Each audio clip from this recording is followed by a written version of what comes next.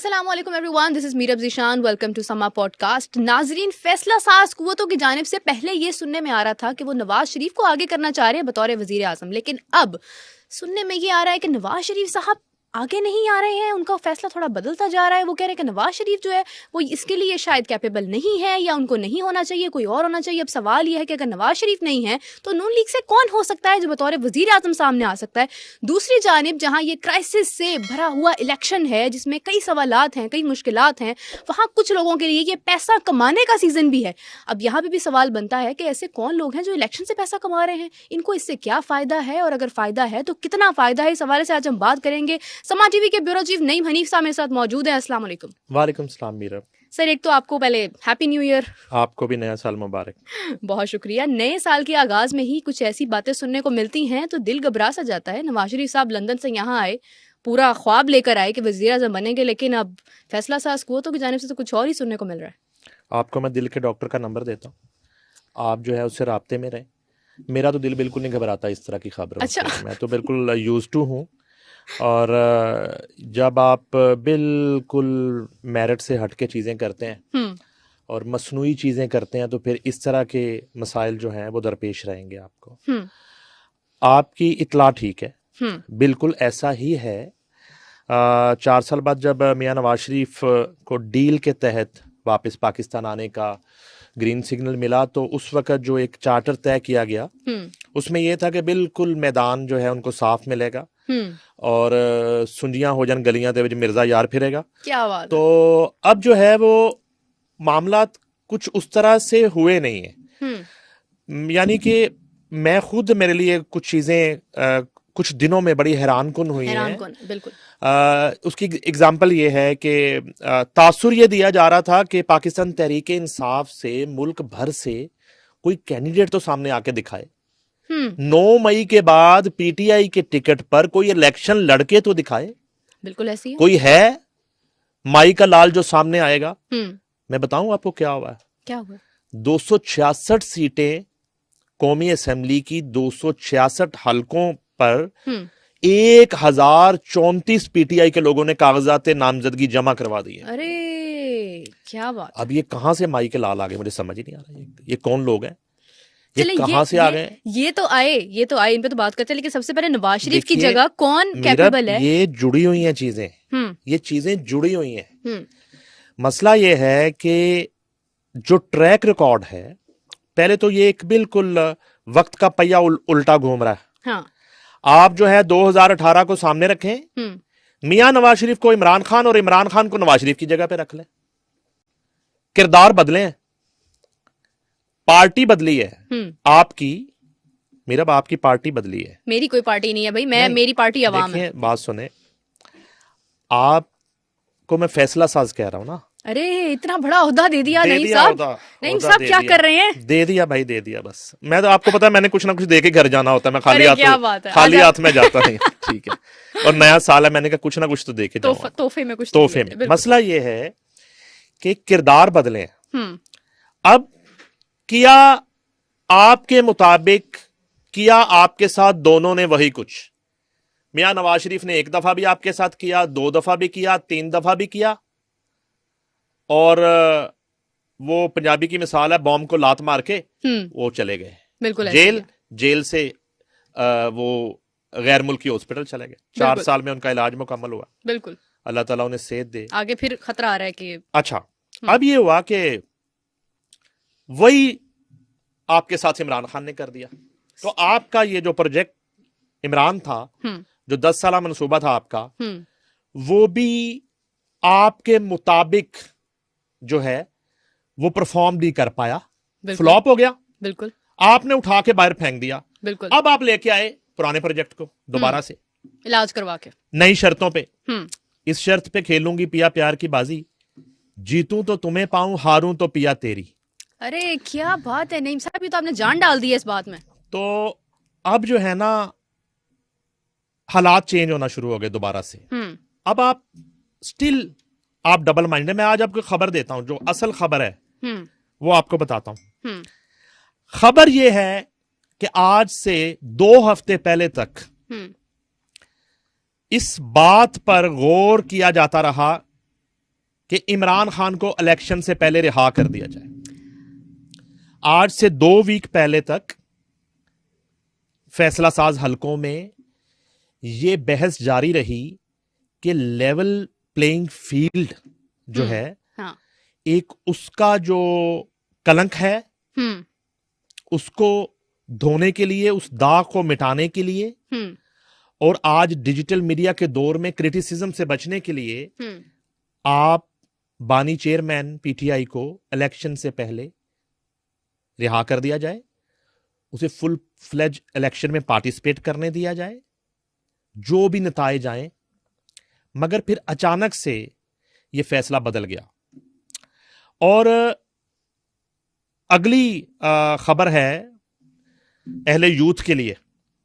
वैसे तो वो उन्होंने कभी कोई प्यार वाली बात करनी नहीं होती, तो जो ब्रिगेड है, ब्रिगेड आपके लिए खुशखबरी है।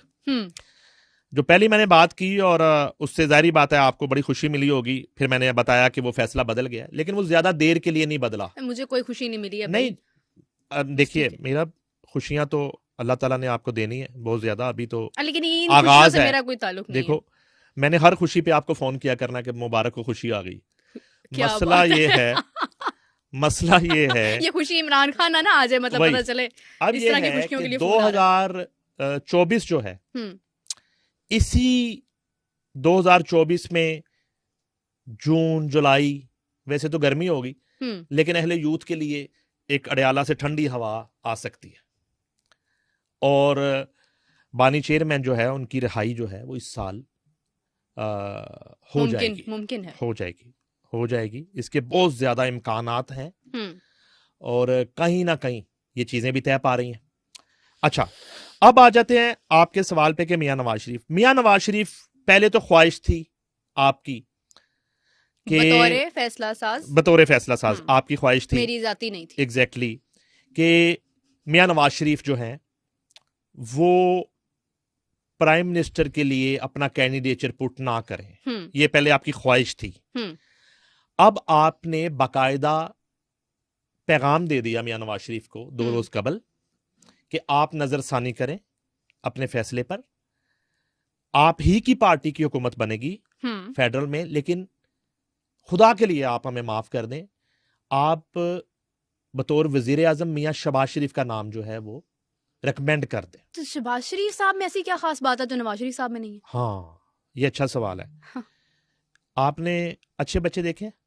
बिल्कुल। अच्छे बच्चे जो हैं बिल्कुल शरारतें नहीं करते, बात मानते हैं, जो कहो वो करते हैं, है ना, यस सर वाले। बिल्कुल बिल्कुल। शहबाज शरीफ और नवाज शरीफ साहब में ये फर्क है। शहबाज शरीफ जो हैं वो अच्छे बच्चे हैं, बात मानते हैं, नवाज शरीफ नहीं मानते। हालांकि जब वो लैंड किए और हम आपके साथ प्रोग्राम हमारे चल रहे थे, पॉडकास्ट समा पॉडकास्ट में काफ़ी हम बात कर रहे थे, लाइव शोज कर रहे थे, तो लग रहा था एक बदले हुए नवाज शरीफ आए हैं, कोई नए नवाज शरीफ जो हैं वो पाकिस्तान की सरजमीन पर उनका जन्म हुआ है। तो लेकिन सूरत हाल इस तरह की नहीं है। अब भी मियां नवाज शरीफ की जिद, अना और उनकी जो मनमानी का एक मिजाज है वो वहीं पर, वो बददस्तूर कायम है। और इस बात पर भी अभी वो अड़े हुए हैं। अच्छा, इसमें देखिए, इक्तदार जो है वो शरीफ खानदान के अंदर ही घूम रहा है।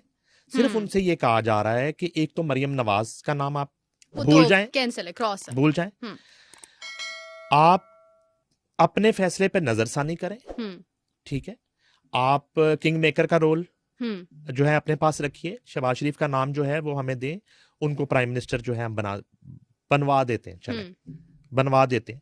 बनवाने से मुराद ये होता है वो सिर्फ दुआ करते हैं, उन्होंने क्या करना होता है। नहीं वो बिल्कुल उनकी दुआओं से देखे ना चीजें, दुआएं कबूल भी हो जाती हैं, हाँ, चलती हैं। उनकी बनवाने का मतलब होता है कि देखें दुआ से, जैसे वो साबिक प्राइम मिनिस्टर की अहलियां हैं, वो दुआएं करती थी, वजीफा करती थी, बुशरा बीबी, तो उन्होंने कहा जी उनके वजीफे से, और वो कहानियां खबर मानिका की के उन्होंने ख्वाब देखा और उन्होंने कहा कि अगर आप मुझसे या मेरे खानदान में शादी करेंगे तो आप प्राइम मिनिस्टर बन जाएंगे। वो नेक लोगों पे इल्जाम तो लगते रहते हैं, ठीक है। तो इधर भी सूरत हाल ऐसी है कि उनकी दुआओं से बनता है बंदा, उनकी इंटरफेरेंस नहीं होती कभी भी। देखें, मैं बिल्कुल इस बात का कायल हूं कि वो इंटरफेयर नहीं करते पॉलिटिक्स में, दुआ करते हैं, नेक लोग हैं।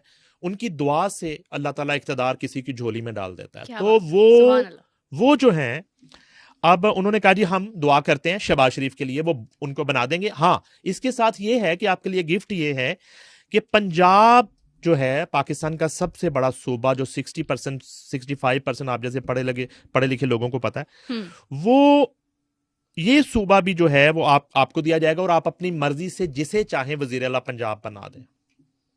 ठीक है जी, क्या बात है। ये आपको एक हम इंसेंटिव देते हैं अगर आप अपने फैसले पे नजरसानी करते हैं तो।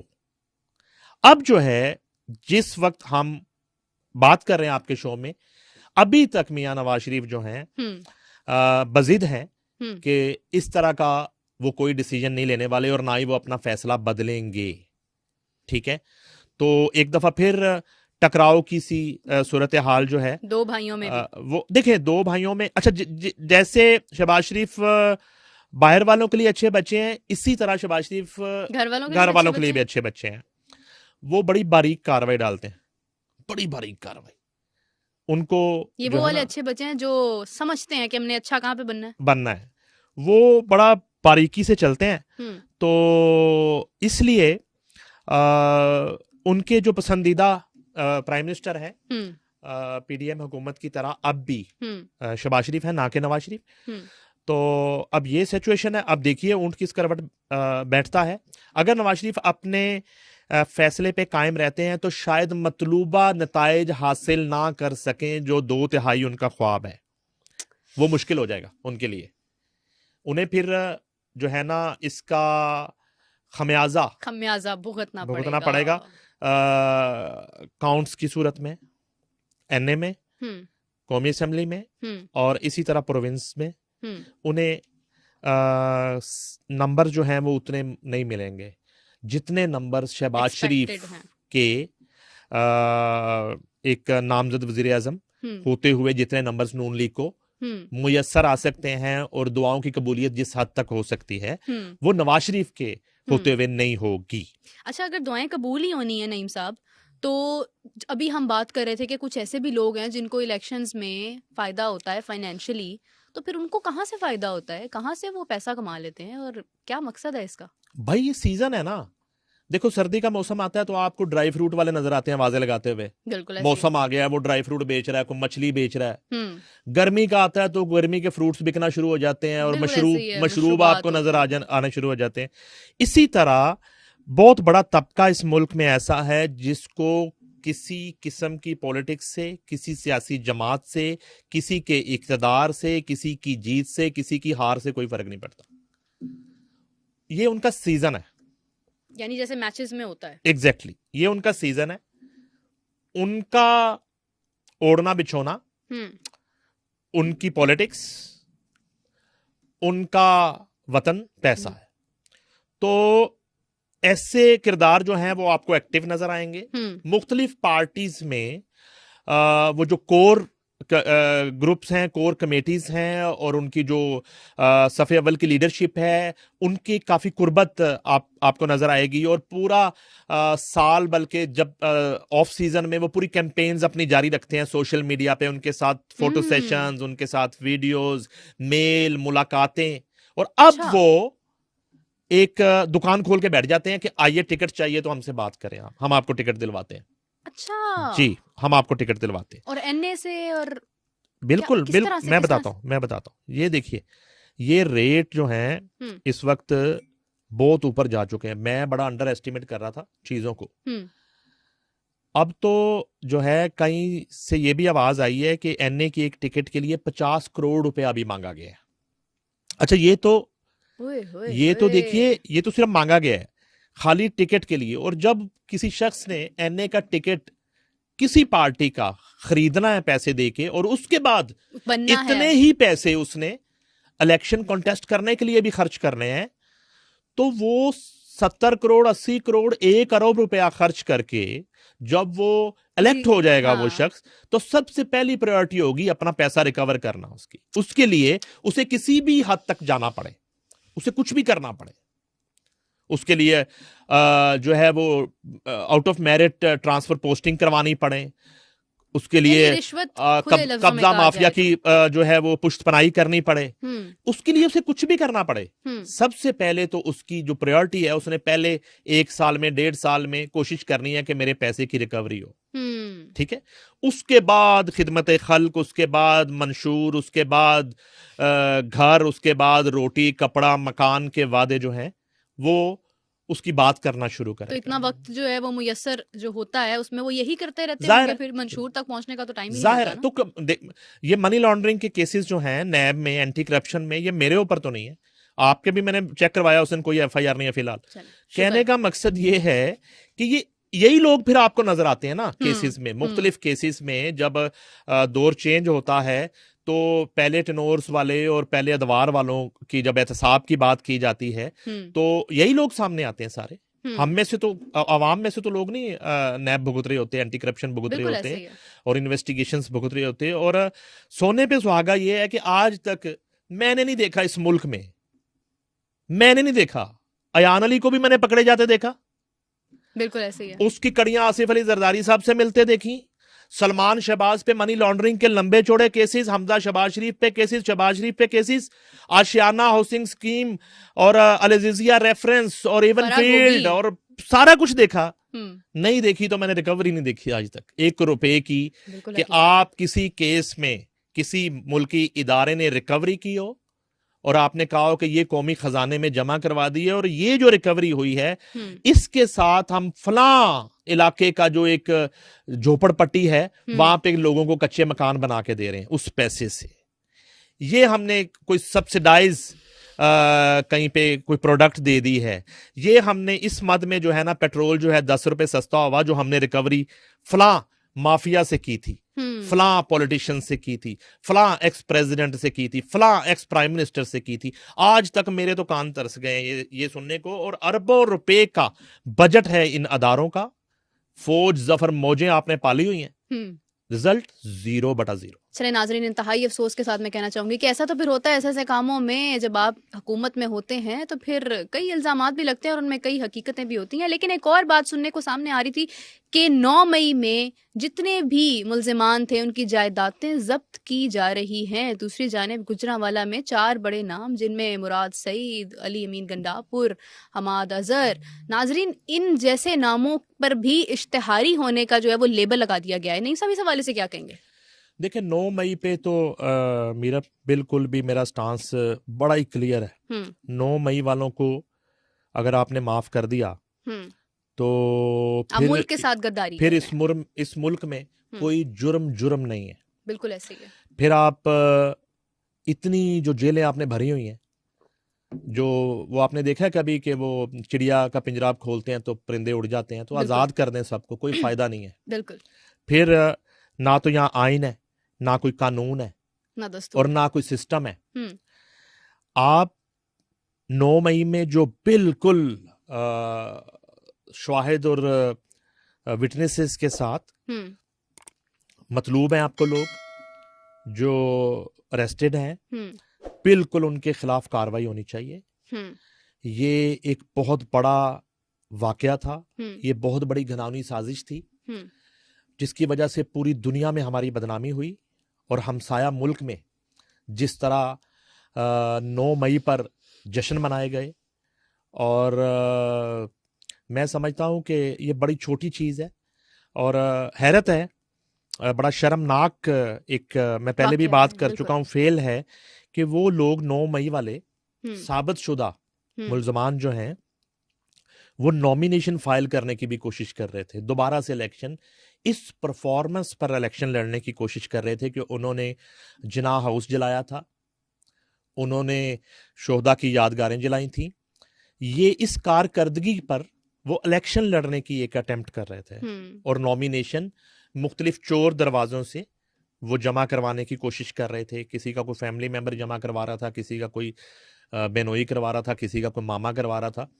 तो कहने का मकसद ये है कि बिल्कुल ये ऑर्डर आए उनकी जायदादें जब्त करने के हवाले से। और मेरा नहीं ख्याल कि किसी भी इश्तिहारी को इलेक्शन लड़ने की इजाजत मिलनी चाहिए, क्योंकि ये वो चेहरे हैं जिन्होंने एक हीनियस क्राइम किया है। एग्जैक्टली। और उसके बाद वो किस चेहरे से सामने आकर ये, मेरे ख्याल से हमारा जो सिस्टम है शायद उसमें ये अभी भी कमी है कि लोगों को अपने क्राइम करने के बाद एहसास ही नहीं होता कि उन्होंने बुरा क्या किया है, और वो सामने आके खड़े हो जाते हैं। लेकिन नईम साहब, इसी के साथ एक और बात मैं ऐड करना चाहूँगी कि सुनने में ये आ रहा था कि शेख रशीद पर भी जो है ना वो कुछ सख्तियां की जा रही हैं, उनके ऊपर कुछ कहा जा रहा है कि उन्होंने कुछ घपला किया है, कुछ इस तरह के मामला किए हैं। अब वो कवारे हैं, कोई फैमिली नहीं है, क्या घपला करेंगे, किसके लिए करेंगे, क्यों उनको इतना तंग किया जाता है? सबसे पहले कि आपने ये उन पे क्यों इल्जाम लगाया कि वो कवारे हैं? भाई उनकी शादी ही नहीं हुई है, यही तो वो कहते हैं। आप सिर्फ उस बंदे को शादीशुदा समझती हैं जिसकी शादी में आप खुद इनवाइट होती हैं, या जिसकी शादी आपने अटेंड की होती है। अगर आपने शेख रशीद साहब की शादी अटेंड नहीं की तो आप कैसे उनको कवारा बार बार कह रही हैं शो में? वो माइंड कर जाएंगे भाई, क्यों माइंड कर जाएंगे भाई? मैं तो उनकी हमदर्दी की बात कर रही हूँ, कोई रिश्ता भी आ सकता है, घपले से आजाद होंगे तो रिश्ता आएगा। नहीं है, कवारे नहीं है, कवारे क्या नहीं मतलब, क्या मतलब? बने हुए हैं कवारे, बने हुए हैं। कवारे का रोल भी होता है ना किसी फिल्म में, आप कवारे का रोल कर रहे हैं, बच्चे आपके जितने मर्जी हैं, लेकिन फिल्म में आप कवारे हैं। तो कवारे हैं तो बने हुए हैं ना। सिर्फ सियासी फिल्म में कवारे हैं, पाकिस्तान में कवारे हैं वो। अच्छा, पाकिस्तान से जरा बाहर निकले तो वो कवारे नहीं है, मैं बताता हूँ आपको। क्या मतलब, क्या मतलब? मैं बताता हूँ, ब्रेकिंग आ रही है भाई कोई। ये सिर्फ पाकिस्तान में, असल में फिलहाल तो जो एतराज़ात उनके कागजात पे आए उन पे कुछ केसेस के हवाले से, और यहाँ तक कि लाल हवेली जो है वो उसके भी कोई जो है डॉक्यूमेंट्स जो हैं, रजिस्ट्री उनके नाम नहीं है उस पे।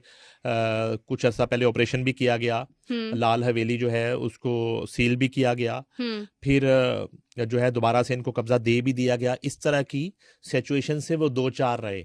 लेकिन मैं अभी शो के दौरान ही अपने कोर्ट रिपोर्टर अरशद अली से समझ रहा था कि जब आप इलेक्शन कॉन्टेस्ट करने जाते हैं तो आपने गोशवारे जो हैं, सारे एसेट्स आपने उसमें आपने अपने असासे जो हैं वो फैमिली समेत, बच्चों, बीवी या बीवियों समेत, और जितना आपके अकाउंट में जितना पैसा है, आपके नाम जितनी प्रॉपर्टीज हैं, आपके नाम जितनी गाड़ियां हैं, ये सब आपने गोशवारों में शो करना होता है। अगर आप इसमें कुछ छुपाते हैं तो आप डिस्क्वालीफाई हो जाते हैं, आपके कागजात मुस्तरद होते हैं, और अगर आप इलेक्ट हो चुके हैं, बाद में साबित हो गया तो आप नाअहल हो जाते हैं अपनी सीट से, फिर भी आप तो क्या छुपाया है शेख रशीद साहब ने, क्या कहना चाह रहे हैं आप? देखें, बात यह है कि आपने शेख रशीद साहब को कवारा कह दिया, तो सब कहते हैं, वो खुद कहते हैं, आप तो कम से कम ना कहना। क्यों? मुझे क्या ऐसे थोड़ा ही है कि आप मेरे से शो कर रही हैं, आपने उनको कवारा कह दिया, मुझे बहुत अजीब लगा। ठीक है, वो देखें, नहीं सब पहेलियां ना बुझाएं, पहेलियां नहीं है। आप इस एज में भी अब आप उन्हें कवारा जो है कह रही हैं और समझ रही हैं, ये आपकी कम इल्मी है। और हुआ कुछ यूं कि शेख साहब जो हैं उन्होंने कनाडा में शादी कर रखी है, उनकी एक साहबजादी हैं, और अल्लाह ताला जो है उन्हें सलामत रखे। साहबजादी भी जी, उनकी एक बेटी है, और अल्लाह ताला उनके नसीब अच्छे करें। और अब जो है ना वो शेख साहब यहाँ गोशवारों में वो शो करें ना करें, और क्यों उनको कवारा बनना अच्छा लगता है पाकिस्तान में सियासत करते हुए, तो ये आप बिल्कुल चेक करवा लें। और ये किसी भी वक्त ये राज जो है मैं आपके शो में तो अफशा कर रहा हूँ, ये इलेक्शन कमीशन तक भी पहुँच जाएगा अगर उन्होंने शो नहीं किया उसमें। तो ये असल सूरत हाल है। और शेख साहब अक्सर जो है कनाडा जाते हैं, अपनी फैमिली के साथ वक्त भी गुजारते हैं, तो किसी वक्त कोशिश ये करेंगे कि उनकी फैमिली से कनाडा में रब्ता करके आपकी बात भी करवाई जाए, आप उनसे डिस्कस करें, उन्हें मुबारकबाद दें अगर शेख साहब जीत जाएं, और अगर खुदा ना खास्ता ना जीतें तो उनके साथ आप एक सॉलिडेरिटी करें। ठीक है, तो ये चीजें हैं। आप देखिए ऐसे ना किया करें कि आप किसी पे भी इल्जाम लगा दें वो कवारा है कवारा, इस तरह अच्छा नहीं लगता। मैं इल्जाम नहीं लगा रही हूँ, ये सबको पता है। नाजरीन, इतनी बड़ी बात, शेख रशीद साहब मैरिड हैं, साहबजादी भी है, हमें क्यों नहीं पता भाई? हमारे सामने क्यों कवारे बनते हैं? हम तो वही उनको समझ रहे हैं कि वो कहते हैं ना, शादी का लड्डू जो है वो ना खाया ना पछताए ना कुछ। लेकिन जनाब यहाँ तो पछतावा हो चुका है, शादी हो चुकी है, साहबजादी भी हो चुकी है। ये बात नहीं सब क्यों छुपाई गई? इससे क्या रीजन थी इसके पीछे? इसमें कुछ वैसी छुपाने वाली बात भी नहीं है, कोई बात भी नहीं है, शादी करना कोई जुर्म तो नहीं है। देखिए मैं आपको बताता हूँ, ये मुश्ताक अहमद हैं, हमारे कोलीग हैं, उन्होंने मेरा ख्याल है अपनी शादी के कोई 20 साल बाद वलीमा किया, पता है आपको? अब जो मुश्ताक अहमद जो हमारे एक्स क्रिकेटर हैं, कौमी टीम में वर्ल्ड कप 92 में खेले थे, लेग स्पिनर हैं हमारे, वो अब तो कोलीग भी हैं, उन्होंने अपनी शादी के 20 साल तकरीबन बाद। मेरा ख्याल है, मैं उस वलीमे में गया भी था, लाहौर में वलीमा हुआ था, तो उस वक्त उनके बच्चे जवान थे जब उनने वलीमा किया। तो शेख साहब वलीमा कर लेना अपना, मैं ये कह रहा हूँ। ये देखिए ना, मुश्ताक अहमद साहब का पता तो था ना कि नहीं उनका नहीं, उनका पता था, मैं ये कह रहा हूँ कि इनका तो पता ही नहीं अब आप देखें, आपका मैं तजस्सुस खत्म करने के लिए मैं तो वैसे कह रहा हूँ कि वो वलीमा कर लें अपना, एक सरप्राइज दें, खुशखबरी दें, और मैं समझता हूँ कि शायद इस खुशखबरी से उनको ज्यादा वोट मिल जाए इलेक्शन में, यकीन करें ज्यादा वोट मिल सकते हैं। मैं अब क्या आगे बात कंटिन्यू करूं नईम साहब, आपने इतनी बड़ी एक बात बता दी है, ये वैसे हकीकत बात है, मतलब कि आपका वहम है? नहीं, मेरा आपका मजाक तो है नहीं, ना ही मैं कॉमेडी शो में बैठा हूँ, मैं तो अपनी खबर बताई है आपको, मैंने अपनी खबर बताई है। ये हाल है नाज़रीन हमारे हुक्मरान का, जो बड़ी बड़ी बातें करते हैं, जो कहते हैं हम मुल्क को बेहतर बनाएंगे, नया पाकिस्तान लाएंगे, पाकिस्तान में ये होना चाहिए, वो होना चाहिए, सच के सहारे बात करेंगे, उनकी अपनी ही ज़िंदगी में इतना झूठ है। और फिर नहीं सब आवाम कहती है कि आप पर्सनल लाइफ में क्यों जा रहे हैं? भाई जब आप अपनी पर्सनल लाइफ को ही इतना हिडन रख रहे हैं और आप दूसरों के ऊपर तनकीद पे तनकीद करते जा रहे हैं, तो फिर सवाल तो उठते हैं ना नईम साहब।